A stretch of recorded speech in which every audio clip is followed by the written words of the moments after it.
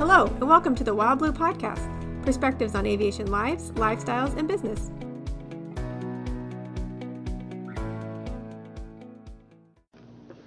Hello, everyone. Welcome to another edition of the Wild Blue Podcast, perspectives on aviation lives, lifestyles, and business.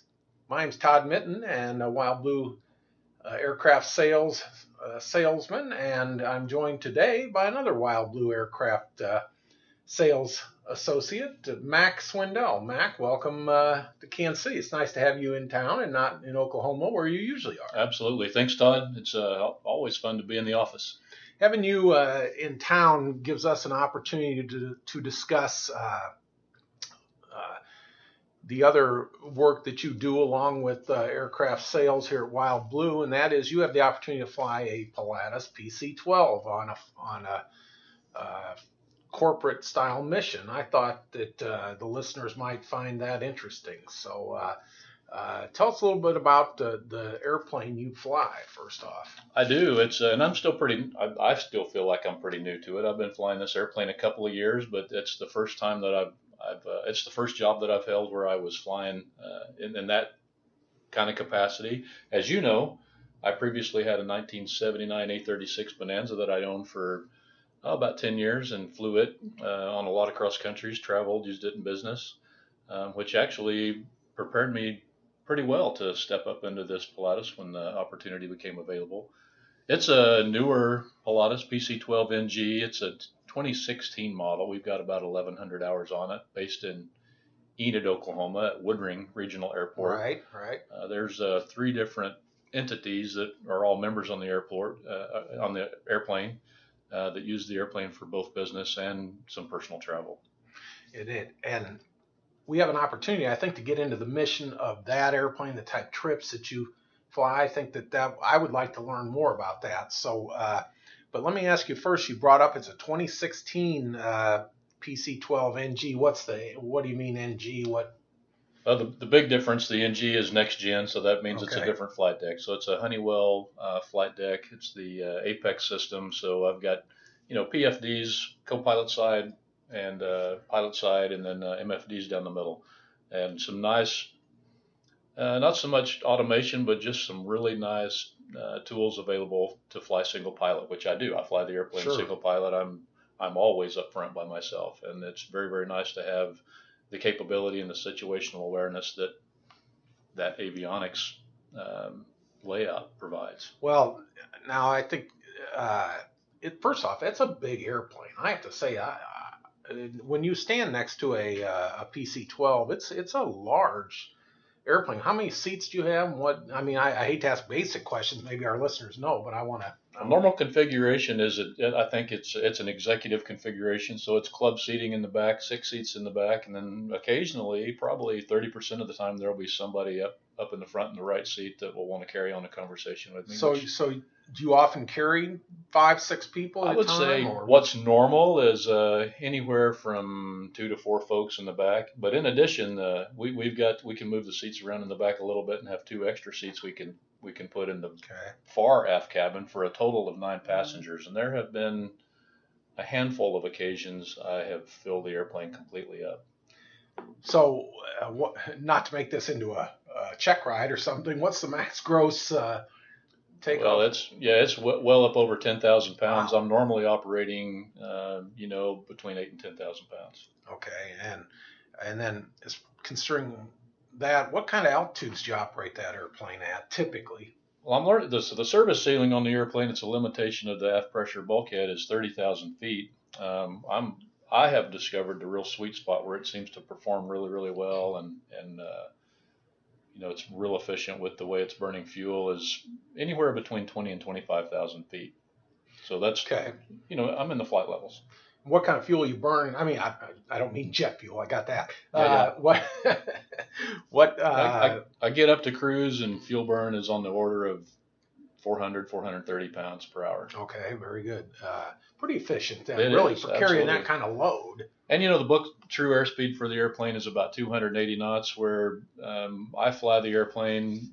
My normal number that I'm working with is 270 knots. And so it's not the fastest airplane out there, but it's a nice big cabin and can haul a lot of load. And frankly, based in Enid, one thing that's pretty interesting about that home station is that we can hit either coast with nonstop with that airplane with the fuel capacity. So, wow. I mean, it's kind of a longer trip, but I've been, I keep an eye on the average trip length, and our average trip length for and this is kind of getting into operations, but it's right at like 1.7, 1.8 hours, so just under 2 hours. So the airplane fits that mission profile perfectly. Yeah, it sounds like it. Hitting the coast is a little longer, but we do it on the order of maybe a handful of times a year.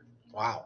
So thinking about your transition, obviously, we sell airplanes here. We sell a lot of Bonanzas. You were a Bonanza owner, but you've also flown some other airplanes in the past. I know because we've talked about it. You flew a 310, some didn't you?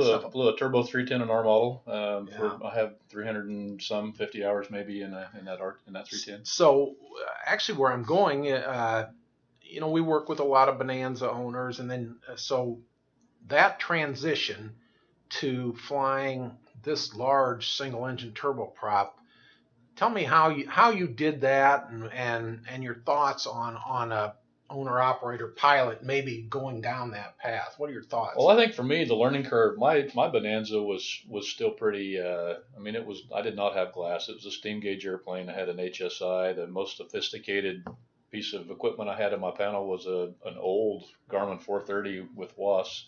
So I had a lot of capability. I mean, a lot of the technology is that it's the same kind of approaches generally that I'm flying today. But probably the biggest learning curve, the steep component of the learning curve, was just learning my way around that Apex system. And, I have we have XM weather available as well, plus our onboard radar. So, having that capability,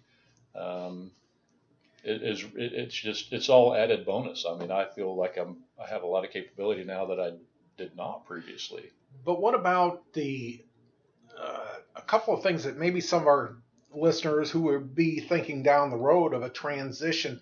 I mean, a couple of the big things besides the avionics even, I would think would be, okay, we're talking about a turboprop versus a piston airplane. We're talking about operating at higher flight levels. And then third, we're talking about more formal training. So, right. So maybe those issues, what are your thoughts on in thinking about how you transitioned and how you made that leap? And the Pilatus might be kind of unique in that the airspeeds aren't that much different until I get to cruise, and I'm going a lot faster than I went in the Bonanza. But, when I'm operating down in the airport environment, coming across, on short final, my airspeeds are very similar to what I saw in the Bonanza. So, I mean, because there's so much trailing edge flap on that Pilatus, I can get dirty and come in pretty slow. Which is nice. I mean, it's got the trailing link gear, which makes the landings pretty forgiving. I mean, I've had a few that have taught me a lesson or two, but generally speaking, it's a really comfortable airplane with a lot of capability. The training, it can all of my training's been at SimCom. I go to Orlando every year for recurrent. In addition to the recurrent training, which I'm about to go take again at the end of the month, actually, I had a initial training that was comprised of seems like it was a full 7 days. I think I had a weekend 2-day course, Saturday and Sunday, that was an orientation to that Apex system. And then the training began, ground and in the simulator, a full solid 5 days to get that check out in the airplane. And I, coming in, based on the time, I had a good amount of total time. It seems like I had a little over 2,000 hours total time, but I didn't have any time in a turbine. So even after I got home with my fresh initial training and from SimCom, the underwriter still required me to fly with a mentor pilot for about 100 hours. Okay. Which was really, really very beneficial. Now, would you be able to do that for someone today now, perhaps, as a mentor pilot, now that you've got 600-700 hours in this airplane? I would hope so. I mean, it's the underwriter's call. And, this year insurance looks kind of different this year than it did even a year ago. Sure. But I would think so. Yeah, that's kind of an interesting thing. You go from the mentor to the mentorer. Right. Well, what about, you touched on the turboprop and that.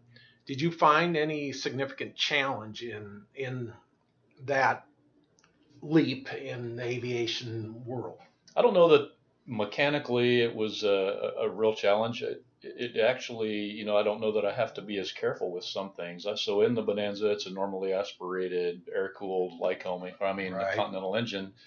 So I probably managed it. I was more attentive to the way I cooled it, that sort of thing. Just, of course, I'm an owner and picking up the tab on the airplane as Right. well. I feel like the turbine, I just have a little more capability to adapt a little quicker maybe than I did before. I will say, I'm always carrying passengers. I very rarely fly the Pilatus by myself. So we were actually talking about this as you and Chris yesterday. You and Chris being airline pilots, I'm always sensitive to the ride that my backseaters are getting. Yes. So I would say one of the things that I'm maybe more sensitive to now than I used to be is just a good, smooth descent. Thinking well ahead of the airplane so that I can plan, a very comfortable ride. And I know what, depending on who's sitting in the back, I know what they can tolerate and which ones, really appreciate that attention to a good smooth. I know exactly what you mean, because it does make a difference, know, when you know who's with you. But yeah, that's good awareness, I think, and then.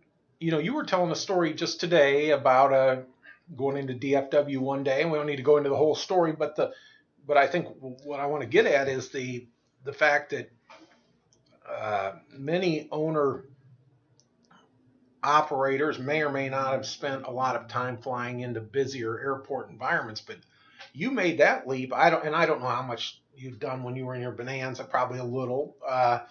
But now it's a regular thing for you to be flying into busier environments, isn't it? It is. And, it's DFW. And some of the more memorable ones over the last couple of years, I've gone into McCarran. I've gone into Phoenix, Sky Harbor. Sure. And, the one thing that really changes is, I hear keep your speed up more often than I ever did before. And it's necessary. And, so sometimes I am burning the jet A just about as much as I can to keep my speed up because somebody's on my heels, on my six, it's coming in pretty hot.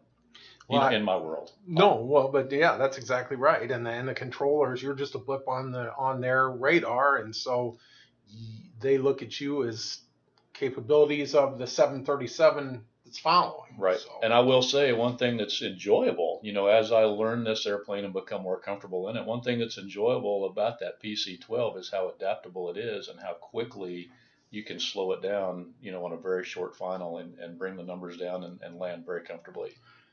How, transition-wise, you were successful, very obviously, in moving from essentially a Bonanza, although a decent amount of twin-engine time, which that 310R is a fast airplane and all. That's a good air. But is it any big deal to transition all the way up to that big airplane, the Pilatus, or would it be?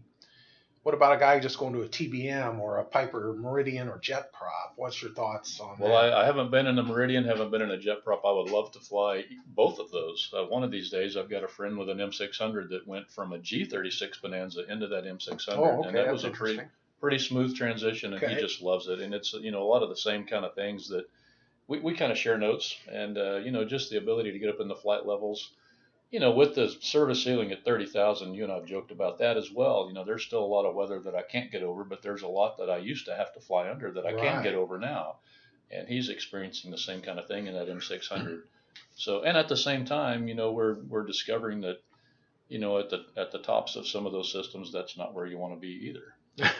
So it's always, weather is always a challenge. We could do a whole nother podcast on weather, and I'm sure our listeners could also, in many cases, tell us a lot of weather stories that it's just the nature of the business. And particularly, and that's a difference too, that now you as a professional pilot, a corporate pilot, talk to me about how that has, when you were flying your Bonanza, I presume, you're still the pilot in command, but the pressure to go was only self-induced. What about now that you have the quote-unquote paying customers in the back? How do you deal with that? That's a good question. That's a good discussion point. my role is not all that unique. I mean, I fly for multiple people, and I'm the only pilot, and I essentially operate the department. So I'm the same. It's me that stocks the snack cabinet, ices the drinks, cleans the toilet, and flies the airplane. So there's a lot of things, when it's time to go, I show up at the airport, there's a lot of things to tend to before we go. I'm doing the flight planning, I'm building everything out. The Pilatus is a versatile airplane, but it doesn't do everything. And a good example is I departed from Eagle just a few weeks ago on a Saturday. If anybody is listening to this podcast kind of real time or near time, there's still fires that are burning in Colorado that were getting started when I went into Eagle. And there was one on the west side and one on the east side. Long story short, it was when the heat dome was dominating the western part of the country. Right. And temps there were very hot. They were up around 90 degrees when we departed with 8 people on board and gear. So we were very, very heavy. And if I had been required to depart IFR that day, I could not have maintained the climb gradient required to get out on the SID. So there are limitations. And I guess the point I'm making is there are limitations with anything, and anybody needs to be sensitive to those and be aware of those and continue to maintain sufficient margins. I don't know if that answers the questions, but those are the things that I'm really looking for, and I very much appreciate the support and encouragement I get from everybody that I fly, that my decision, that they completely trust my decision. And there have not, because of the capability of the Pilatus, I haven't canceled or I haven't postponed trips very often. But when it has happened, it's been nothing but supportive. That's good to hear. That's sounds like you fly for some good people, and maybe in a minute we can touch on that. But you brought something else up that is you're really the chief cook and bottle washer, the whole bit. So how do you clean the bugs off, the whole 9 yards? Flight planning, do you use a typical software for flight or something along those lines? There's a lot of great applications out there There now. really are. I kind of got started years ago for my flight planning using just flightplan.com, and I Sure. still use that today, and have a lot of profiles. Well, I have the airplane profile, have a lot of resources kind of canned, so to speak, flight plans that I've already put together that are there. Makes it very, very simple. But I do also use ForeFlight, not for flight planning, but I always look at it. And I keep it on an iPad with me, and I've got a lot of information available right there in that Apex flight deck, but I've always got my iPad right next to me where I can pull it up and do a little extra research when I've got time to do it, when I've got questions that I need to answer. So it's a great resource. How about this? I think of things sometimes from an airline dispatch perspective. That decisions that now you're not just looking at paperwork and validating, you're actually making the decisions. And so along those lines, fuel, do you have a sort of a ramp fuel load you like to leave in the airplane, or how do you handle that? Well, so based on that fuel burn, the general rule of thumb with a pretty good margin remaining is just considering I already said I'm burning 430 pounds per hour. So if I've got 500 pounds, that kind of represents an hour worth of flight. It's just where I'm comfortable. I really try to target coming back home wherever my destination is, landing with 700 pounds on the airplane. So I work backward from that number. Yeah. And then as long as my, however I'm loading the cabin, however I anticipate we're going to load the cabin, that's the number, that's my benchmark. I work from there. The things that would change that would be depending on where I'm going. I'm cost conscious as well. Sure. And we are members of the Corporate Aviation Association, Corporate Aircraft, CAA. We get some pretty nice discounts, and there's some fees that are waived. And when it makes sense, I will purposefully target a CAA member FBO to do business with. Okay. But there's, no matter where you go, there's always a minimum fuel order, so I account for that as well. So you talked about, that kind of brings up another area. You mentioned it briefly. I think you fly for, is it 3 different? They're different groups. Ownership, and they share ownership in the airplane. That's or some correct. kind of deal like that.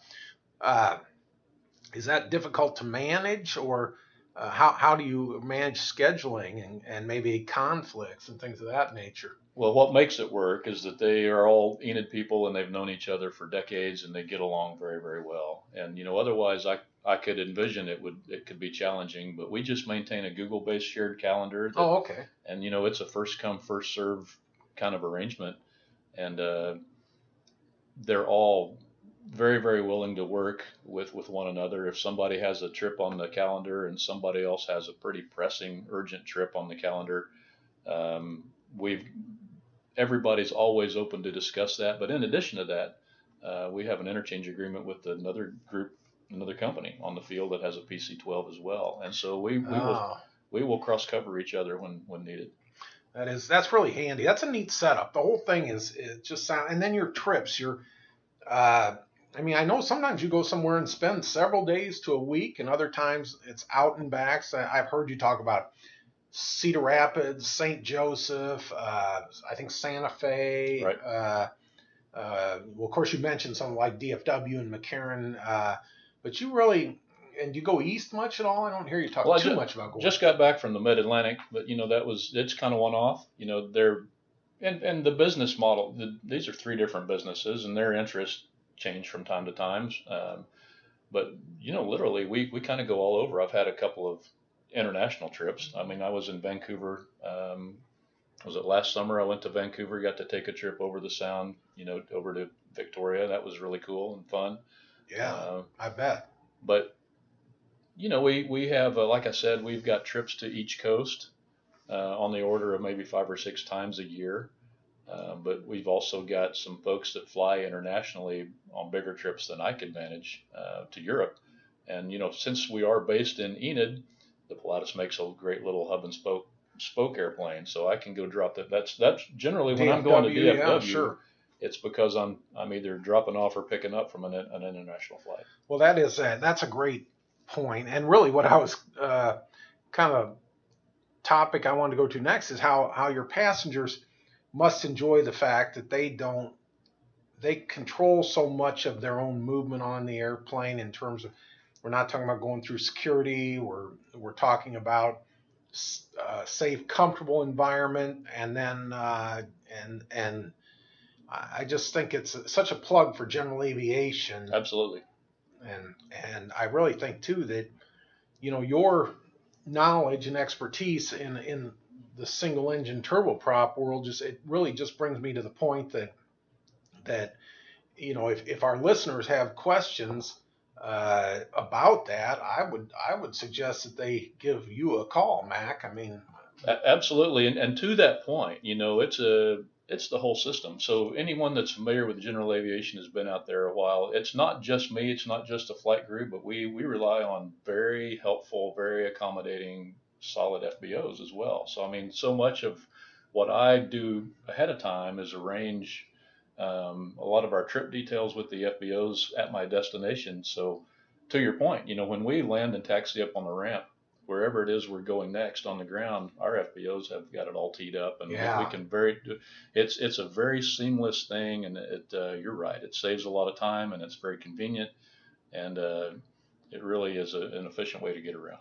Well, it is. We see that here, to give a little plug to Atlantic Aviation, where our Wild Blue's main office is here at MKC, Kansas City Downtown Airport. You watch the work they do, bringing cars out and having things ready to go for the user. It's just tremendous, and I'm sure you see that all the time. Well, and I'll add to that, especially for these places that we go where we're repeat customers, where we go at a fairly high frequency on a recurring basis. I mean, you establish a relationship with those FBO folks, and it's really enjoyable to have that relationship and to catch up with them, and just to get together, on a recurring basis. Sure, yeah, absolutely, yep. I understand that completely, and I'll tell you, Mac, this to me has been very interesting. I really find what you do to be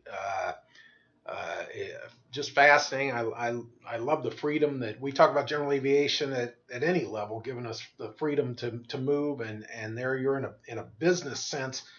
What those businesses accomplish thanks to that airplane, I'm sure none of them want to be without it. Well, and So just as an example, I ran a little shuttle here a few months. I guess it was last year when I did it actually, and took one group because of the number of people that they wanted to take. I had to run a shuttle. I had to go twice. So we filled the airplane up.